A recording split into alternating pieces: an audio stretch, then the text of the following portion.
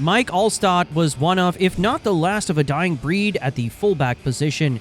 As a result of this, many look back on his career quite fondly, and for good reason. Today we are going to break down the entire football life of this legendary fullback to answer the question of just how good was he. Michael Joseph Alstott was born on December 21st, 1973 in Joliet, Illinois, to Dennis and Jean Alstott. He grew up loving the game of football, and being from Illinois, he quickly became a fan of the Chicago Bears. The Bears had a dominant team around the time that Mike was growing up, and he absolutely idolized Walter Payton. Even later in his NFL career, Alstott frequently mentioned Payton as a player who he modeled his game after when he was growing up. He started playing Pop Warner in first grade.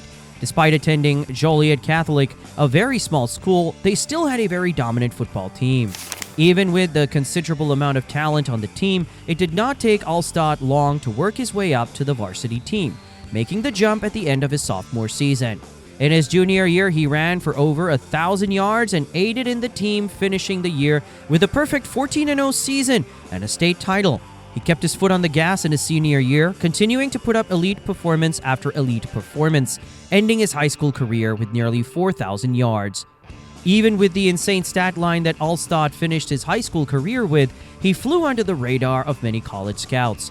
This came as a result of Joliet Catholic having such a talented offensive line blocking for him. This led to many scouts overlooking Mike and thinking that anyone could look good playing alongside the offensive line he had. Along with this, many believed that he was too slow to be a productive player at the next level. He got some attention from smaller Big Ten schools, visiting Illinois, Purdue, and Wisconsin. However, he wound up making the tough decision to commit to Purdue and becoming a Boilermaker. Alstott had a bit of a slow start to his college career. While he appeared in 11 games, he did not play a huge role in the offense, finishing the season with just 46 carries for 195 yards and a pair of touchdowns. However, he did prove to be a very versatile weapon, also pulling in 15 passes for 208 yards and a touchdown. He played a much bigger role the following year after taking over the team's run game and leading the Boilermakers in rushing yards. Once again, he was able to affect the game both on the ground and as a pass catcher. He ran for 816 yards and 12 touchdowns, while also recording 30 receptions for 407 yards and 2 touchdowns. Alstott went on to lead the Big Ten in touchdowns from scrimmage this season, an extremely impressive feat from a player only in his second year as a starter. Despite a strong showing individually, the Boilermakers were terrible this season, finishing the year with an abysmal 1-10 record. Alstott took another big step up in the 1994 season, continuing to improve more and more each year. He had the first 1,000-yard season of his college career on the ground, rushing for 1,188 yards and a career-high 14 touchdowns. However, his uptick in usage in the ground game led him to be used less in the passing game, picking up just 298 receiving yards. While Purdue was a bit better this year, they were still unable to put together a winning season and ended the season with a record of 4-5-2. Alstott saved his best for last in his senior year. He posted a career-high 1,436 yards, and he almost single-handedly carried the Boilermaker offense for the entirety of the season. He also found the end zone 11 times on the ground. To put the cherry on top, Alstott threw his first and only pass this season, going for a 69-yard touchdown. However, once again, another elite season from him was wasted, with the Boilermakers failing to put a suitable team around him. They struggled to a 4-6-1 record, but in his final game, he went out on top in a dominant 51-14 win over the Indiana Hoosiers. At the Combine, he ran a 4.68-second 40-yard dash, but showed his strength, hitting 24 reps on the bench press. While many scouts were not entirely sure what to make of Alstott leading up to the draft, with fullbacks rarely being highly sought-after players on draft day, one thing was clear. He possessed elite NFL-caliber talent, and it would be up to his eventual coaching staff to make the most of that talent. The 1996 draft class was a loaded one. However, even with him being a fullback, Alstott did not have to wait long to hear his name called. While he was a day 2 pick, the Tampa Bay Buccaneers did not hesitate to add him to their roster with the 35th overall pick. In his rookie season, the Tampa Bay coaching staff did their due diligence and allowed themselves to experiment a bit with Alstott to see what role he would best be suited for in the offense. He did not play a huge role in the run game, receiving just 96 carries on the year that he turned into 377 yards and 3 touchdowns. However, he did prove to be a very talented piece in the passing game out of the backfield, making 65 catches for 557 yards and 3 touchdowns, going on to set career highs in receptions, receiving yards, and receiving touchdowns. This earned him a spot on the All-Pro second team, and he finished third in the Offensive Rookie of the Year voting. He made a big jump in the 1997 season. While he did not do as much as a pass catcher, he was a force to be reckoned with on the ground, rushing for 665 yards and 7 touchdowns. Alstott was truly dangerous in short yardage situations and nearly unstoppable around the goal line, and you cannot ask for too much more out of a fullback. He made the first Pro Bowl and All-Pro first team. Along with this, he made his playoff debut in a wild-card round matchup against the Detroit Lions.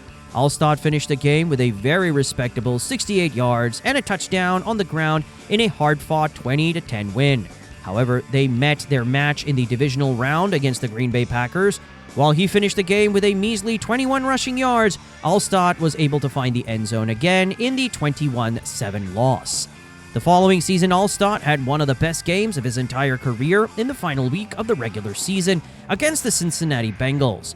While he only had 69 yards on the ground in this contest, he made the most of his carries, finding the end zone 3 times in the dominant 35-0 win. Games like these culminated in a 846-yard, 8-touchdown season on the ground and earned him another trip to the Pro Bowl and All-Pro first-team selection. In 1999, Alstott had the strongest rushing season of his entire career. He came just short of a 1,000-yard season, rushing for 949 yards and 7 touchdowns. Along with this, he had another elite showing in Week 3 when the Buccaneers took on the Denver Broncos. He could not be stopped on the ground in this contest, and he was truly the difference maker in this game, rushing for a single-game career-high 131 yards and a touchdown in the 13-10 win. Tampa Bay made a return to the playoffs this season, facing off against the Washington Redskins in the divisional round. This was a game that came down to the wire, with the Bucs eking out a tight 14-13 win. Alstott did his part, rushing for 24 yards and a touchdown. In the NFC Championship, they took on the St. Louis Rams. Tampa Bay's offense could not get much going, with Alstott rushing for 39 yards in the close 11-6 loss. In 2000, he took a big step back, seeing his carries cut almost in half from the year prior. He was still able to make it onto the Pro Bowl team. The Buccaneers had a short-lived playoff run this season, falling to the Philadelphia Eagles 21-3 in the wildcard round. Alstott was able to lead the rushing efforts with 42 yards, but it was far from enough to lead his team to a win. The following season, Alstott had a bit of a return to form, averaging a career-high 4.1 yards per carry. He had an elite showing in Week 7 when the Buccaneers took on the Minnesota Vikings. This was a one-sided track meet, with Alstott having arguably the best single-game performance of his entire NFL career. He was unstoppable in this matchup, rushing for 129 yards and 3 touchdowns on the ground, leading the team to a dominant 41-14 win. He ended the regular season with 680 yards and 10 touchdowns, going on to be a single-season high for rushing touchdowns from Alstott. This earned him his 5th straight Pro Bowl appearance. In the playoffs, Tampa Bay once again had the misfortune of matching up against the Philadelphia Eagles. Alstott picked up 32 yards on the ground, but the Bucs were once again sent home packing by Philly, this time falling by a final score of 31-9. The 2002 season marked Alstott's final Pro Bowl appearance on the back of a 548-yard, 5-touchdown season. It was clear that he was beginning to near the age of 30, that Father Time was starting to catch up to him due to the immense amount of contact he took as a ball carrier, and also serving as a frequent lead blocker for Warrick Dunn. This season also marked the first time in his career that he served as a backup, coming off of the bench in 7 of the 16 games he played in. However, this sacrifice was done for the good of the team, and they went on a magical playoff run, first taking down the San Francisco 49ers 31-6 in the divisional round, with Alstott contributing an elite 60 yards and 2 touchdowns on the ground. In the NFC Championship, they took on the Philadelphia Eagles. Alstott was able to find the end zone once, and this time Tampa Bay was able to get the better of Philadelphia, taking the game 27-10. This punched their ticket to the Super Bowl, where they took on the Oakland Raiders. While Alstott was held in check to just 15 yards and a touchdown, it did not make a difference as the Buccaneers' offense was clicking on all cylinders, leading to a dominant 48-21 win that earned the legendary fullback his first Super Bowl title. In 2003, Alstott was able to only play in 4 games after suffering a herniated disc that required season-ending surgery. The following season, while Alstott took a step back in the run game, rushing for only 230 yards and a pair of touchdowns, he did have a resurgence as a pass catcher, racking up 202 yards. The following season, Alstott was more or less a non-factor on the ground, running for only 80 yards but still somehow finding the end zone 6 times. However, he was still a threat as a receiver, recording 222 yards and a score. The Bucs made a return to the playoffs, but their postseason run was cut short in the wild-card round by the Washington Redskins, losing 70-10. Alstott ran for just 15 yards in his final playoff game. 2006 marked his final season in the league. He rushed for 171 yards and 3 touchdowns. While he was far from the power back that led to him being one of the most beloved fullbacks of all time, he was still a suitable and capable blocker, leading to him starting in 15 of the 16 games he played in. But it was clear that the years of being a power back and a physical blocker had taken its toll on him, and he retired at the age of 33 after 11 years in the league. So how good was Mike Alstott actually?